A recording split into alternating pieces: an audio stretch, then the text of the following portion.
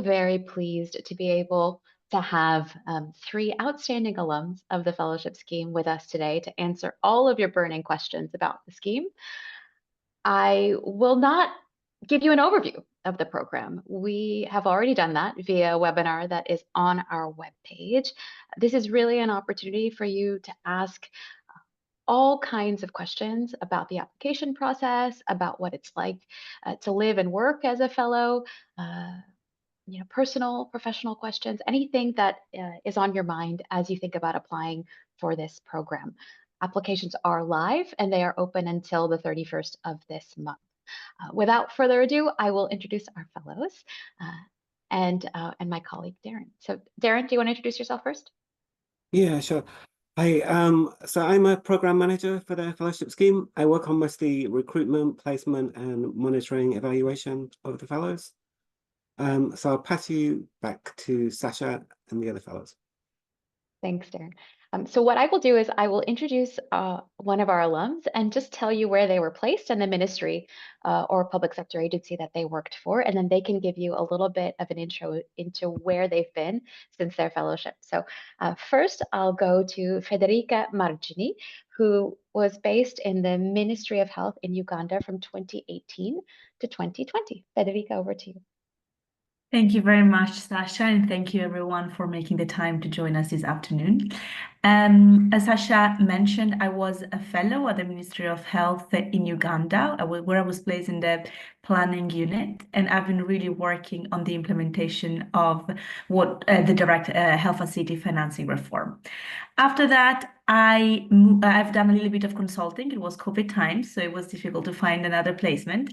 And I've been working with a number of international organizations, including UNICEF and WHO, on public finance in the health sector. After that, I moved to Tanzania, where I spent 3.5 beautiful years working on health financing, and where I was really able to draw on the learnings that I gained throughout my fellowship scheme, in particular, really where I was able to appreciate how to engage with governments. And now, most recently, I moved to Brussels, where I work at the UNICEF-led Child Nutrition Fund, and I oversee our country engagement. Over from my side. Thanks, Federica. Over to William Hamilton, who was based on the other side of the world at the Ministry of Industry and Trade and Tourism in Fiji, also from 2018 to 2020. Thank you. Yes, so after Fiji was fantastic for those years and in the same cohort as Federica, which kind of had a COVID interruption near the end. After that, moved to work initially for a consulting role for the Asian Development Bank, which took me to Port Moresby in Papua New Guinea. And then that morphed into a role as essentially a special advisor or macro fiscal advisor to the treasurer in Papua New Guinea. Did that for about 2 to 3 years, which was fantastic. With my now wife, who I met whilst on the ODI Fellowship, which is a risk I think we should probably put down. Moved to Australia for the last couple of years, where my home now is.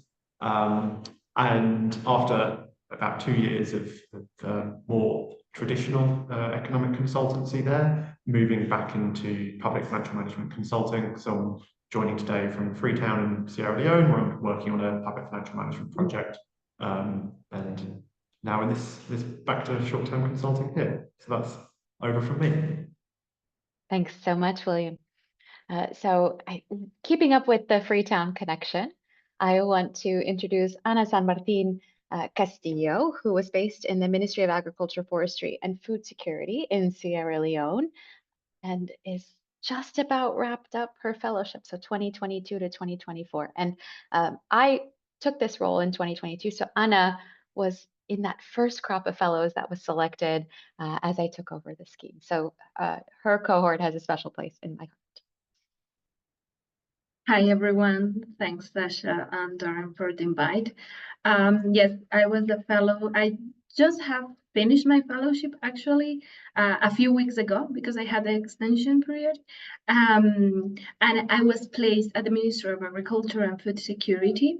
I had the privilege to work for the flagship program of the country, that is Feed Salon, working at the delivery unit of the minister. So I was serving as the advisor of the minister, and I was part of the task force that was designing, implementing, and monitoring this huge and very ambitious program. And I was leading everything related to policy, data management, a little bit of capacity building, and also there was a lot of stakeholder engagement. I have, as I say, I have just finished. I'm back in my home country. I'm originally from Ecuador. I'm having a break, and then I will explore the new opportunities, what comes next. I'm so happy to be here today. I cannot believe that 3 years ago, I was at the other side, attending the webinar and listening to the experiences, and I'm here as a former fellow. So I hope this webinar will be useful for who are thinking to apply to the fellowship. Thank you, Anna. And last but not least, we have Eli Stilianu, Ministry of Economic Planning and Development in Malawi from 2014 to 2016. Hi, good afternoon or good morning, wherever you are, everyone. So yes, I was placed as an economist at the Ministry of Finance, Planning and Economic Development of the government of Malawi. I was in the macroeconomic policy division, where it was quite a technical role. We carried out forecasts of GDP and inflation. We estimated the trade figures and the forecast, and provided reports for the government that were also used for the budget. It was also interesting because there was a lot of interaction with international partners like the World Bank and the IMF. Malawi had a program with the IMF, so whenever they came, we would present our numbers to them and the economic analysis that we did. After that, I stayed on for 1 more year in Malawi, where I worked for the World Bank. So my connection during the fellowship with them, we did some joint work together during the fellowship. It led to a job there afterwards. And that was the case for some other fellows actually in Malawi at the time, because they appreciated the skill set that we had. Also, the senior economist at the World Bank at the time was a previous ODI fellow himself. And after that, I came to Brussels. So I'm also in Brussels, where I worked at the European Commission for 6 years for the management of budget support programs in Africa. My contract expired there, and last year I started working for the FAO, the Food and Agriculture Organization of the United Nations. I actually just got offered a permanent role there, so I will move to Rome in a few months to do that. So yeah, just to say that and this is one of the reasons that I'm here. For me, the fellowship really opened up a lot of opportunities, and I hear that from other people as well that have had similar experiences. And if you want, if the people on this webinar want a career in economic development, it's really one of the best ways to get started. Yeah. So. Thanks, Ellie. So some people have already jumped the gun and they're using our Q&A to ask questions. There's some questions that Darren and I will field, right? Because they're related to the administration of the scheme. So just be watching for our answers that we're typing away. But we hope that you ask questions of our alums and about their experience. So the first question I will ask is about work experience. Somebody's asking, is work experience mandatory for this fellowship? It's not mandatory, but I do think having some work experience is actually quite useful because you get a sense of what a professional environment is like and how you can best integrate into a culture and a professional culture that's frankly very different from your own. But I want to turn this over to our alums. Anyone want to talk about how their previous work experience perhaps aided or assisted in having a successful fellowship?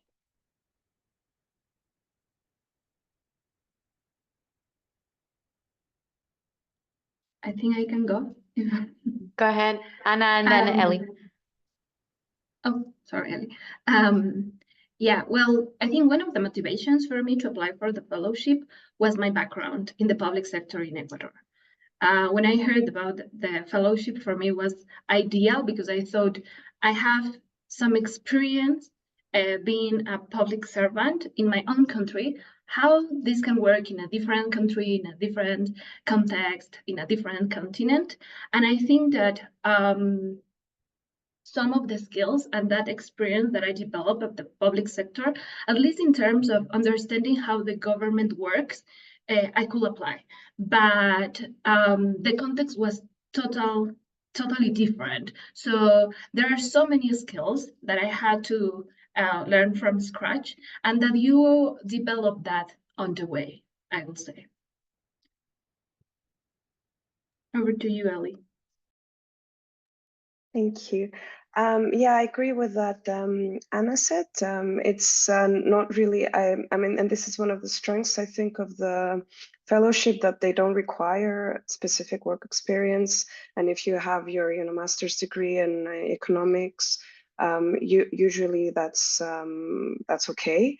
Of course, I've seen it where for people where it's their first job, it can be very challenging. Because you are put in this environment where there's not always a good structure. There's not always opportunities to learn from other people. You learn on the job a lot. At least in my case, I learned a lot on my own initiative. And I had more work experience than other people when I started. And I felt that I could really use that to manage different relationships within the ministry and to also be able to drive some things. But I don't think it's necessary. And I think a lot of people manage quite well. You just have to sort of manage a bit your expectations because it's a challenging first job, I think. But obviously a great learning curve as well. Thank you. Thanks, Ellie. William, I saw that you wanted to come in. Yeah, it was just to slightly build off Ellie's point there, which is the value of it. A lot of person who's been in situational judgment within these settings. So working, it's pretty much unique, the program in terms of working within a government and having a sense of what does work. And exactly as Ellie said, it's a very steep learning curve, and I'd highly recommend going with your eyes open, and not expecting there to be things that are just going to be different to whatever framework you're coming from, and that being both one of the main challenges, but one of the best parts about the program, and something I found very useful going forward from there. Thanks, William. So in the interim, as that question was being answered, we have another alum who has joined us, Veronica Masubo, who was based in, sorry, I have to look at my cheat sheet, Veronica, the Rwanda Revenue Authority from 2017 to 2019. Veronica, can you just give us a little bit of insight into where the fellowship has brought you today? Thank you so much, and apologies for being a little bit late. I was stuck in traffic. So yeah, I was an ODI Fellowship in Rwanda Revenue Authority, and since then, which has been a couple of years now, I've worked for a number of think tanks, including the IGC, as well as the IPA, Innovation Poverty Action. And then I moved back to Tanzania, and then now I'm currently working with the United Nations Economic Commission for Africa in Addis, in the headquarters, in another fellowship, but it's more of a senior leadership fellowship, the Mo Ibrahim. But like everyone else has said, like ODI Fellowship was really the stepping stone for me to get into all the different experiences and the different country exposures that I've had so far. So yeah, I've been very grateful. Thanks, Veronica. Okay, next question from Ben. What did you all find to be most challenging or perhaps surprising? And what did you learn about that experience, challenging or surprising, during your fellowship? Veronica, go ahead. I probably, maybe others can agree as well, but I think the most surprising and challenging thing that I found in both, I also worked in Timor-Leste initially, then I moved to Rwanda, but in both examples, were just the level of political influence that determined your work. So I was based in the Ministry of Finance in Rwanda initially, in Timor-Leste initially, and there were rounds of elections while I was there. I think there was 2 elections, and each time they weren't able to find a majority government. So then that determined whether there was a program, whether there was financing available, and how long you waited. And of course, I still got involved in the really interesting work, but just the level of understanding of how political influences work and how you go around that, that's probably for me. Federica, over to you. And from my side, instead, it's really being able to appreciate to what extent government officials are pulled in every direction by all development partners, because everyone wants to have high-level representation at whatever workshop they organize, and there's what I call like meetings epidemic very often. And so I think this has been very helpful then when I ended up working for the development partner side, because I think I was a little bit more mindful about the complete priorities that government officials have, and this really gave me a little bit of a head start compared to other partners. Thanks, Federica. Over to you, William. Yeah, in the combo of the both, like absolutely echo both of those comments, and it's almost the surprise was there's this almost like a fast lane of work where if you're trying something and it's not in that fast lane, it can take a long time to get there. But then as soon as there's a priority put to it, it was all hands on deck, completely going quickly, and it took a while, I think, to judge where the political attention was and what to expect to fall into that, and suddenly require an awful lot of work very quickly, and what wasn't going to move. And so finding that balance, as your colleagues just know where it is, that being one of the things that took a little bit of time, but it's been very useful going forward in terms of having respect for what your counterparts, where their attentions are being pulled towards. Thanks. Thanks, William. Anna. I think also something that was very challenging is to understand and to go deep into the context. Because sometimes we come with ideas, and one of the advice that it's very common from former fellows is like, go open mind, like be very curious about everything, but go deep into the context to understand from where our colleagues are coming from. It was challenging, because as you go deep, you understand that there is more and more and more to explore. And then I think that was key for another challenge, that was to build trust with your colleagues, and finally feel that you are part of the team. I think for me, one of the best days of the fellowship that I will always remember was when one colleague came to my office and I say, Anna, I need your feedback, and I need you to come with me to a meeting.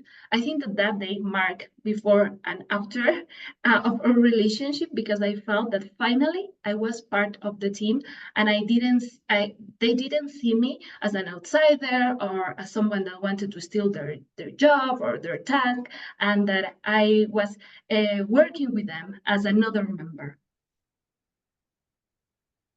Thanks, Anna. Ellie, over to you. Thank you. Yes, I also agree with, and I had similar experiences to what the other people have said on this call, especially the part about how political the role can be, or how your job can be influenced. We were working on the official estimates of GDP of the country, and I was surprised by how political these numbers can be, and how much interest the minister had in these numbers as well. Another thing that for me, probably the biggest challenge beyond, the technical skills that you have to build quite quickly, quite early on. And in my case, without really any support from anyone, I had to learn everything on my own. Is also that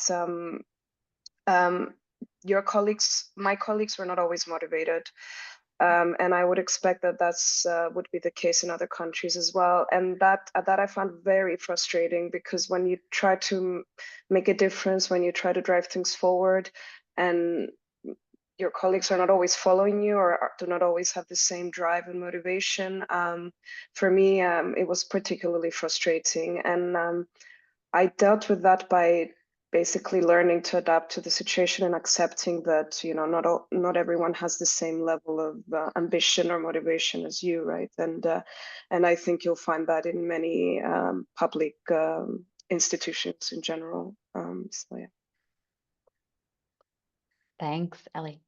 Switching gears slightly, there's a question about free time.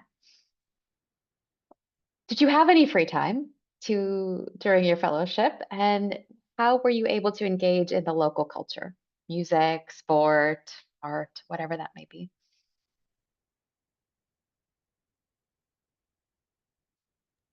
I mean, I'm happy to. William, go ahead. Yeah. I'm happy to lead with a slightly, I appreciate, unique example of being in Fiji, which was just fantastic. It, like any job, goes up and down in waves. I wouldn't plan my annual leave during budget consultations, for instance, but when it was good, yeah, it's just like a normal job, and especially it takes a while to get used to that rhythm of work, but then you have your evenings, your weekends, you're working with colleagues, you're very often in environments where it's a big part, for me personally, it's a big part of doing the work and being based overseas long term, is being able to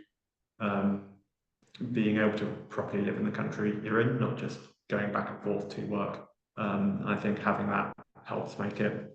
It means you can stay there for years as opposed to weeks, as you sometimes see people come in and out. So no, you manage your own time, make your own time with the constraints of your job, and every country is new and there's an awful lot to learn about it. And it's I think often people that do this kind of interests in the work and living in these countries and exploring them aligns. But I do have to put the disclaimer that Fiji does have a very good tourism sector, which probably helped that wanderlust, as it were. Thanks, William. Who else wants to talk about how they enjoyed their free time? Veronica, go ahead. Sorry, I meant to put my hand up, not put my mic off, but sorry, I was gonna. Yeah, you get a lot of free time, like William mentioned. The way I enjoyed it, again, because I was posted in two countries. When I was in Timor-Leste, the cool thing to do was to learn how to scuba dive, as you do. So yeah, so a lot of the fellows who were there, we were kind of a group. We just kind of went off and learned to scuba dive, and we were kind of making sure every weekend or every other weekend we were taking the dives, because you're meant to get 40 dives until you're like a master. And you get to know the culture. So you get invited to, if you make friends with colleagues, the local weddings, the local traditional events. So it's really, really cool. And then obviously, given where you're posted, I was posted in Timor-Leste. So then I took the chance to also, whenever I got the chance to go holidays, I'll then visit Asia. So I did a few trips around Asia. So you do get free time permitted, obviously, with annual leave and busy periods and so on, but definitely worth the free time part. Ellie, go ahead. Thank you. No, it was very good work-life balance. Where it depends. Like William said, depends on the time of the year. There was some periods where that were a bit more busy, but overall, I really can't complain. In Malawi, we had a lot of fellows at the time as well. So immediately you're integrated into that group, and you have a couple of people to already spend some time with. You spend a lot of time with colleagues. I spend a lot of time with my colleagues as well. not always easy to integrate into the local culture, and it's maybe the lifestyle is different. But I tried, and I did have some local friends, but sometimes you end up staying in your little expat bubble. But it's still fun, you know. Malawi has a big lake. We went there every other weekend. We would travel a lot, and also I traveled around the region as well. So I think in terms of free time, probably yeah, that's not really a problem. Thanks, Ellie. So somebody has asked a question about the application. So we, Anna only applied to the scheme 3 years ago. The application has changed quite a bit since she applied 3 years ago. We, at a minimum, we require a master's degree, so an advanced degree. That degree can be in economics, statistics, development, public policy. You have to have some basic level of, frankly, good level of technical skills to be able to contribute meaningfully in your role. But we find that, and maybe we'll get into some of that as this conversation continues. This is a personally very challenging, but also extremely rewarding experience, right? You are being placed in a country, in an organization that is vastly different from your own. It requires personal characteristics that, such as adaptability, resilience, creativity, problem solving, and it's a very human program. And you are expected to be empathetic and understanding and patient and just driven. And so that's the reason why the application now really tries to get a sense of who you are as a person, because we will look at your qualifications, we will look at your degrees and your work experience. All the alums that you see here are super bright, but they're also exceptionally lovely people, and that's what makes them successful fellows. So we want you to be yourselves in the application. We last year actually experimented with doing AI screens of applications to understand to what degree people are relying upon tools to fill out applications. We want you to want this program. We can read it in an application whether or not you truly want it, right? This is a prestigious program, but it's one that ODI has staked its reputation on. Partner agencies come to us year on year because of the high quality of fellows, and that's your whole personhood, your intelligence, but also your comportment. It all makes a difference. So be yourselves in the applications. It is really refreshing to read text that is in your own voice. Every application is read by a person. So please make our jobs easy in that process. Next question, a little bit more on the technical side for our alums. How did you work with data in your fellowships? Data collection, analyzing data? I think it was Ellie that mentioned having to sort of be creative and sort of approximate data that perhaps wasn't really there or had to be extrapolated. And to what extent did you contribute to capacity building? What did that look like in your organizations? Ellie, go ahead. Since you mentioned me, yeah, my job was quite technical,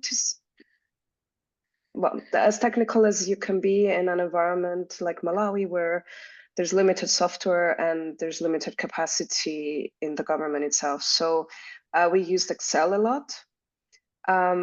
When we had the opportunity, the IMF would come over and give us trainings. So we did. They gave us trainings on e-views. I used data as well. more on my own initiative, we also did, if I remember well, they gave somebody, IFPRI, I think, gave us a training on CGE modeling as well. So it was, there was a possibility to be as technical as you wanted to be, but in the end, most things were done in Excel, and most things were quite, as you'll find out if you have a similar role, it's quite, you have to keep it quite simple also because there's not that much data out there, and the data that is collected has a lot of mistakes in it and a lot of issues with it. So for me, it was really a steep learning curve. I had never done that kind of a job before. I did the IMF Financial Policies and Programming online course, which was probably the best thing to do for what I was doing at the time. So that helped me a lot. And so there's a lot of online courses by the IMF when you're a macroeconomist that you can really use and apply in your own job. And in terms of capacity building, that really troubled me at the time because I really wanted to do that. I already had a couple of years of work experience. I was there. I was thinking in my mind, in an ideal world, I was also there to do capacity building. But then I got the hard lesson that in order to build capacity, the person has to want to learn that you want to build the capacity of, and that's not always the case. So I think at some point I kind of I let that go. But I did try, and that troubled me at the beginning, and that was one of my frustrations. That in the end, you have to maybe lower your expectations or find that one person that really wants to learn and focus on them.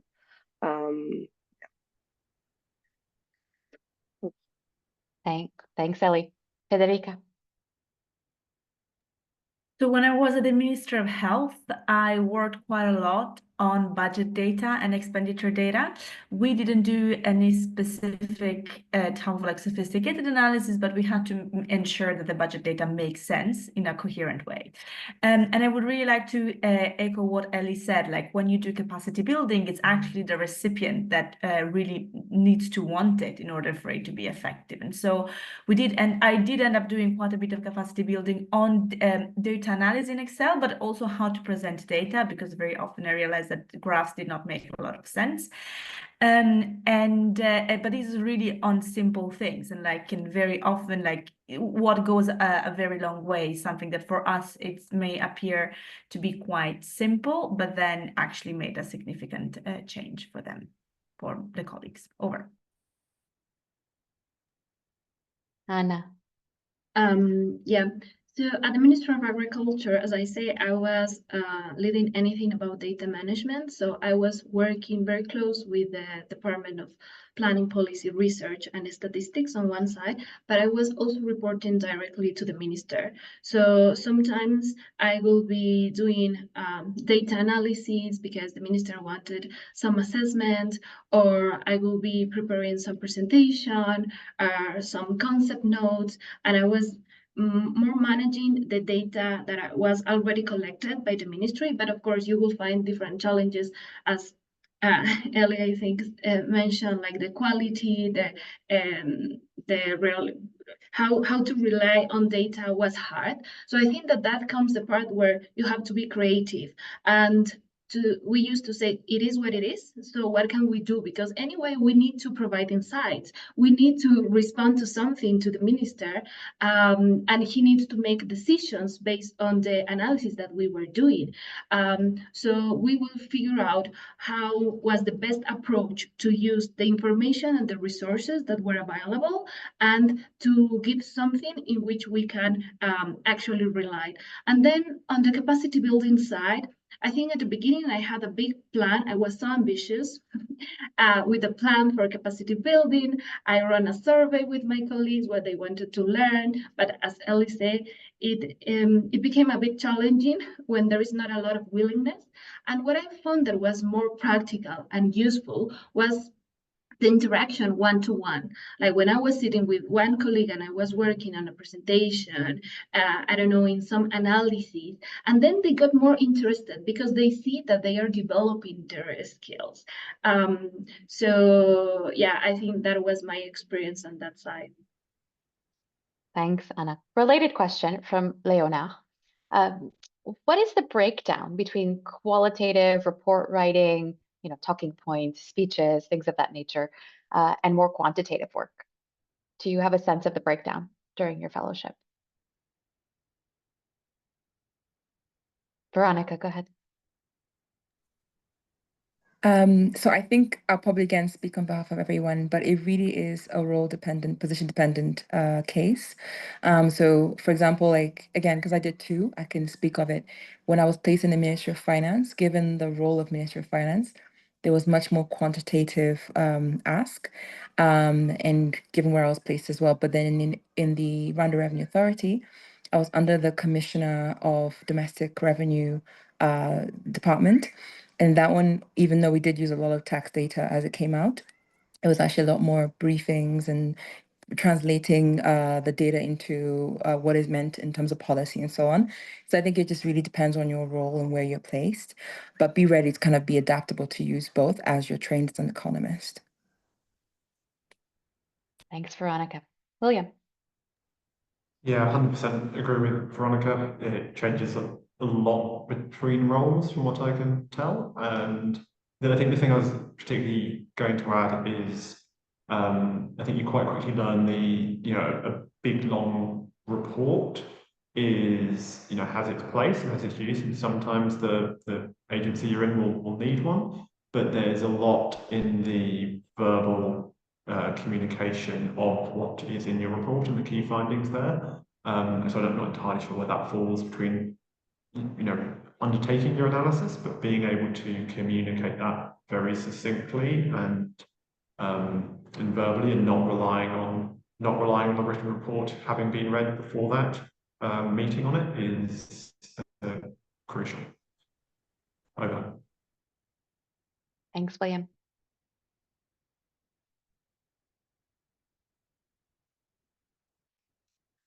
So let's go back a bit to your applications. What sort of internships or work experience did you have before applying for the scheme? Anna had talked about being a civil servant in her home country, but would be curious to learn from you all what you think was useful. Veronica, go ahead. Thank you. I always put my hand up thinking there's a list of us, but then, yeah, so Don't worry. the experience that I did before I went to ODI Fellowship was I worked with the NHS England. So I had worked in England, in UK for about 2 or 3 years before, not before I applied, while applying.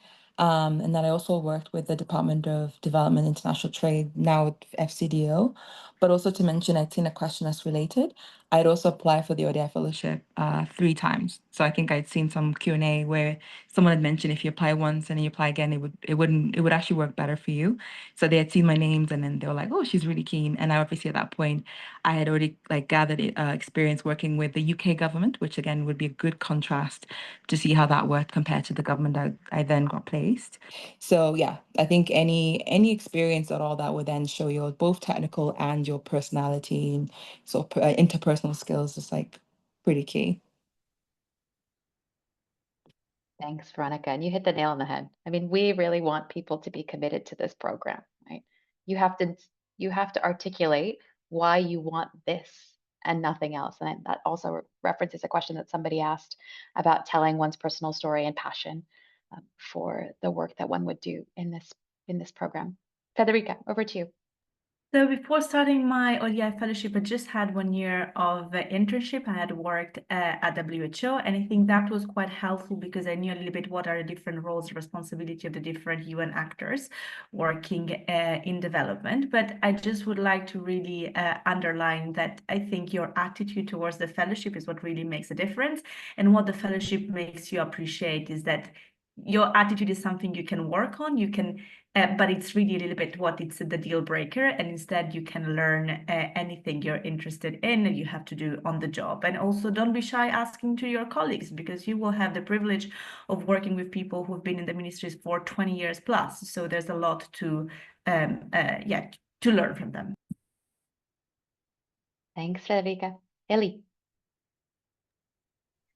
Thank you. I wanted to react also to what Veronica had said. I applied twice, and the second time, obviously the first time was unsuccessful. And I worked a few years, and then I went back and applied again when I felt ready to move. And I felt that the interview panel was very happy to have me there. I don't know if that's always the case, but they seem to be quite let's say, more interested in me because I had applied before as well. And I had worked also in the public sector, but at EU level, so I had no experience in development, which is why I applied again, because I thought I wanted to build some experience there, and that for me that worked out quite well. That said, yeah, like Sasha has said, some experience is good, but other people have been successful in this role without having had that much experience. Anna, go ahead. Well, in my case, as I mentioned before, I had previous experience at the public sector in Ecuador. That was my main experience. But what I was doing before the fellowship was actually totally different. I was working in the academia. I was teaching here in Ecuador, and I thought that was something that I could use some transferable skills, but I was not working in development. But actually, it turned out that I think the scheme also looks for diversity in different sense and in different levels, and that is the richness of the scheme that will see you as a whole, not only professionally, not only personally, but also will see like those both sides and want to see the best of you. Thanks so much, Anna. I have an interesting question about local language. What I know, Anna, in your LinkedIn post, you talked about picking up some of the local language. To what extent did you make an effort to learn the local language, and or other ways to integrate culturally to your host country? Oh, I think I can go, as I was talking about. Well, in Sierra Leone, the official language is English. So at the office, you will be speaking English, usually, but there will be some times and some meetings that in my case were fully Creole. So on that sense, will push me to learn Creole. And then I think we needed to learn at least a little bit, because there were different circumstances. For example, if you wanted to interact at the street, if you wanted to take a keke, that is like also the tuk-tuk that it's known in India, people want to speak English. So we were also pushed to learn a little bit. I took some lessons. My Creole is not the best, but I think my Creole listening is better than speaking. And I think that definitely is something that will help you and that your colleagues will appreciate, because they will feel that you are actually interested in the culture. At the same as what happens with food. Like if you are interested to learn, if you are sharing, but I would say also it's not only one side, it's like both sides. You can also share something from your background. Perhaps it's the first time that they are knowing someone from your country. So it's the perfect opportunity for that exchange of learning. Thank you, Sasha. Thanks, Anna. William. Yeah, absolutely. Once again, echo everything that Anna said there. Fiji is relatively unusual that just over half the population speak Fijian and half speak about Hindi. And so the official working language in the office would be English, where people sort of met in the middle.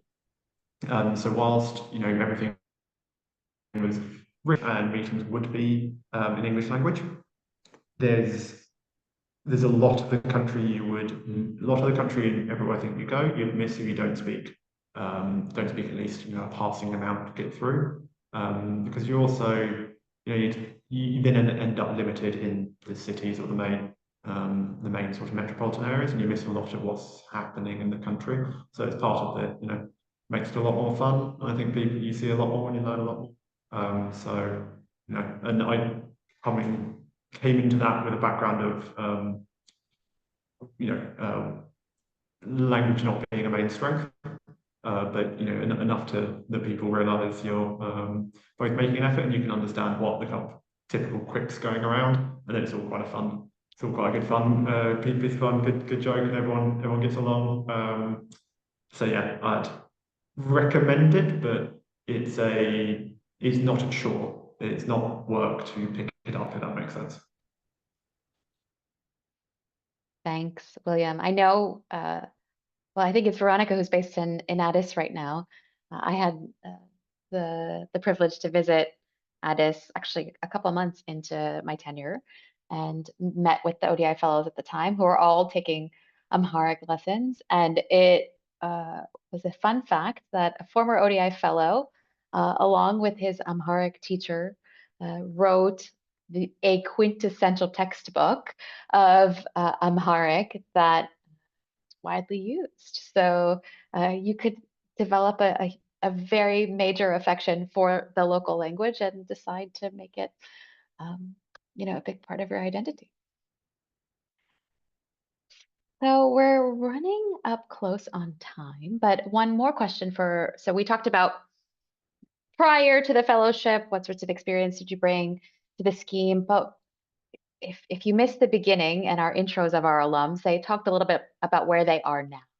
And this is the question about how you leveraged the fellowship to access professional opportunities after your participation in the scheme.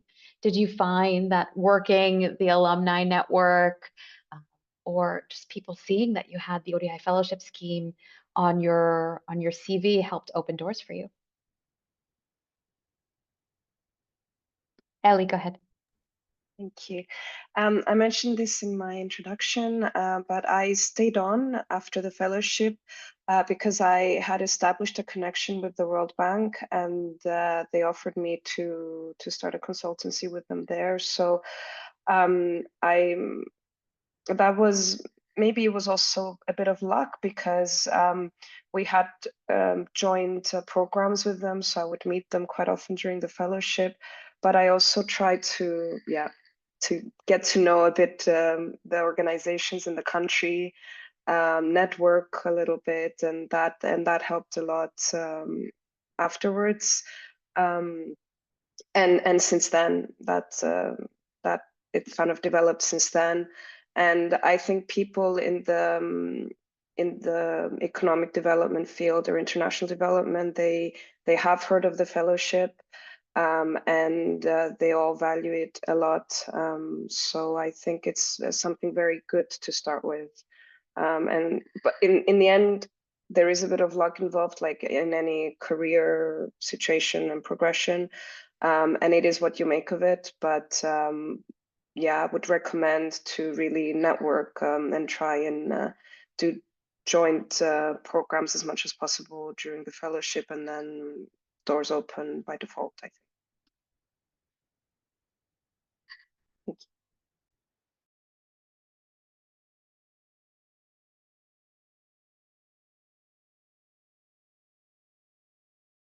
Oh, I'm on mute. Veronica. I thought we lost you for a second. Yeah, so just as Ellie said, yeah, so I currently, again, for those who missed the beginning, I now work for the United Nations ECA, Economic Commission for Africa, through another fellowship. So it's kind of like weird, but it's definitely linked from my ODI. And it's a leadership fellowship, so it's a bit more of a like a mid-career senior. But throughout the time before I got to this position, I've always noticed that either I come across another ODI fellow alumni who's then maybe a director or is, for example, the director of Gatsby Africa Foundation was an ODI fellow. So we would just like James. meet, yeah, James Foster. So we immediately connect. It was kind of like, oh yeah, I did it. So did I. And that's an instant connection, an instant like network. Like they would just align with you. So that's been a huge advantage, just the alumni network itself that you find across different organizations and what the positions they've been put in, power and so on. But then also I want to sort of emphasize the element of the exposure. So leaving your own country to go work in another country and adapt and experience and learn and make the connections. gives you a different signaling to different organizations. So working in the likes of United Nations and World Bank, once you said you work for ODI, they know that you're someone who can go into a country, adapt very quickly, learn and get on and make connections. So I think that's also another signal that's really helped me in my career, especially if I'm trying to apply for something that's involving me moving countries. It does give you more advantage because they understand already by just saying ODI Fellowship what you bring to the table. Thank you. Thank you. Federica, did I see that you had your hand up? Could be. Yes, but I wanted to say exactly what Veronica just said. I think ODI Fellowship is a great signal of flexibility and commitment to the work of development. So whenever you reach out or apply for a job, people will instantly know that this is why you are in the game, basically. Yeah. Anna. I just wanted to add that I'm exactly in that stage, and I have found a network, a great community, a big community, because there are former fellows everywhere. And I think also during the fellowship, when I was at the office, I had the opportunity to meet different former fellows that were coming to Freetown for different projects, and the connection was very genuine. They understood me, they understand my position, what I was doing. And I think I met some fellow that he was a fellow more than 30 years ago in the Ministry of Agriculture at the Caribbean. And he became my mentor along the fellowship because he understood the struggles, the challenges, even with data. Like I was explaining him how I didn't know how to make a task that the minister assigned me, and he will say, and he will repeat that he had the same experience in a different context, maybe with less technology 30 years ago. So I think it's also very interesting the power of this network from current fellows, because also if you see the map at the booklet, Sierra Leone is one of the countries with more fellows. So we created a community, and also with former fellows, because the fellowship I don't think ends now when we finish our experience. Then we became part of a bigger community. Thanks, Anna. So we've only got about 5 minutes left, and I will get to the question about the chaos and upheaval in the world and what that means for funding for this program. I will end with that. But what I want to ask our alums is, what was the highlight of your fellowship experience? What is that memory that will always stick with you? It could be a professional experience or a personal one.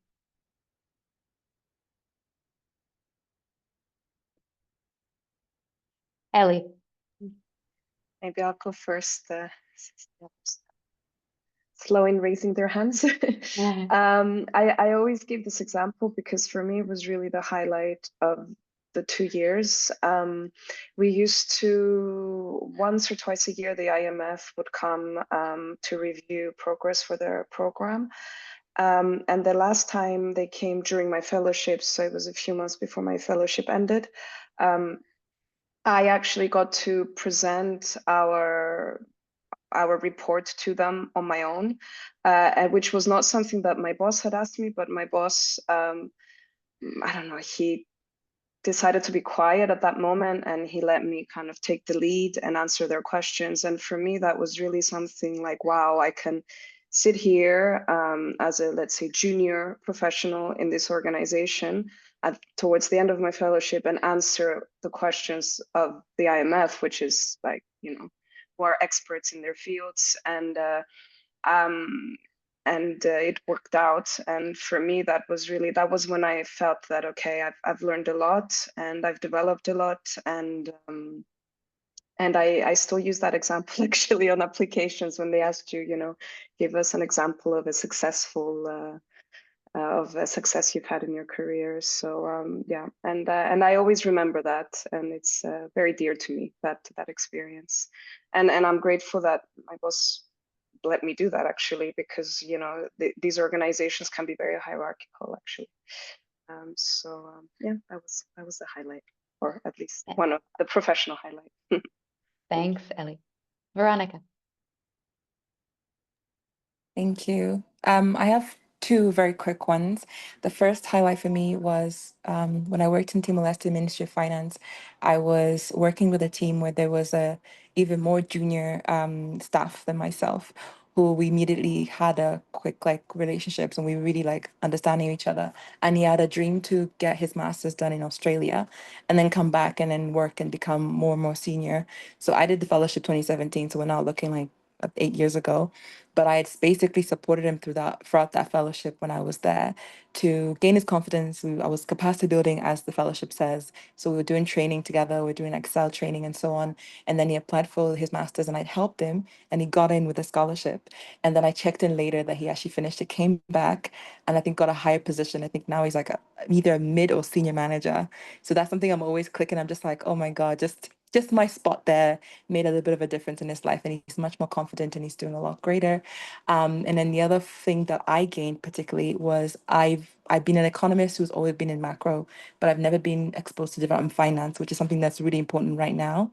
But the start of that interest and success was my exposure when I was working with Ministry of Finance in Timor-Leste, and we did a development finance project with UNDP, and I learned so much, and that took me all the way to where I am now, where I'm contributing a lot towards UN ACA discussions with the World Bank about financial reforms and architecture. So I always pin again back to where that whole interest has started. Thank you so much, Veronica. And that you were not the only one to have a story like that, right? Of mentoring, providing really essential accompaniment to somebody who goes on to do incredible things and Really comes good back to things. contribute to the agency. And that's a testament to the power of this program. William. Yeah, so a personal and professional one, right? The personal one, not to be too much of a kind of soft heart of meeting my now wife. That's that's the main souvenir, as it were. And but professionally, it wasn't so much one event, but a period of time where the director of the economics team basically retired pretty instantly and just dropped out. So I was kind of acting head of department, chief economist for almost half the time I was there as an ODI. And so it was getting through, working within that system to hiring the juniors when there'd been a kind of a capacity decay. It affected the department pretty severely. Getting them in, training them up, getting a system built through, and doing that whilst pushing HR like crazy to get a director in full time, and hand the department back in a better state than it was in. And we got that in. I think it was about January or February 2020. The director joined, and so it was a kind of great actually just having enough time to do a handover before COVID killed things pretty quickly. And so that was, getting in just before that closed down was a real highlight to help hopefully build up the department's capacity there. But that was that's one that's always going to stick with me. Thanks, William. Anna, Federica, any last ones from you? Just quickly from my side. So professionally, it was when I was allowed, I was the only external person allowed to work on the health insurance bill in Uganda. And I was really working very closely with the minister on that. So that for me was really an enlightening experience. And then for me, from a personal point of view, was actually going back, because I went back to Uganda 2 years after I left, and then everybody was already scattered around. But then all of my colleagues came back for the day I was back from the various ministries, so that was very sweet. That's lovely. Anna. I will be very brief because I think we're finishing soon. I think at the Ministry of Agriculture, I used to introduce myself as an ODI fellow, and was a highlight when the minister introduced me as his advisor. And it was a highlight because I felt that at that moment, all the work and the technical efforts were recognized, and also was a seniority in my role. And then from that point, after that, I had other kind of responsibilities. And then at the personal side, I think the highlight was when I felt that Freetown was home. And that was entering, I think, the second year, when I went for a break, I came back and I say, this is home now. That's so lovely. I don't want to end on a funding note because that is such a beautiful way to end this conversation. But I think hearing from Anna, Veronica, Ellie, Federica, and William, I think shows just how much impact one can have, even though it can often feel like that impact is imperceptible when you're there. The landscape, as everybody knows, in the humanitarian and development sector is complicated. It's not just the US that has blown everything up, but as a result, a number of different donors, public sector agencies who are invested in development have decided to shrink budgets. At the moment, we feel pretty confident in our ability to continue to run this program. What the ODI Fellowship does is support the building of state capacity. At no other time, really, in our lived experience, has it been more vital than now.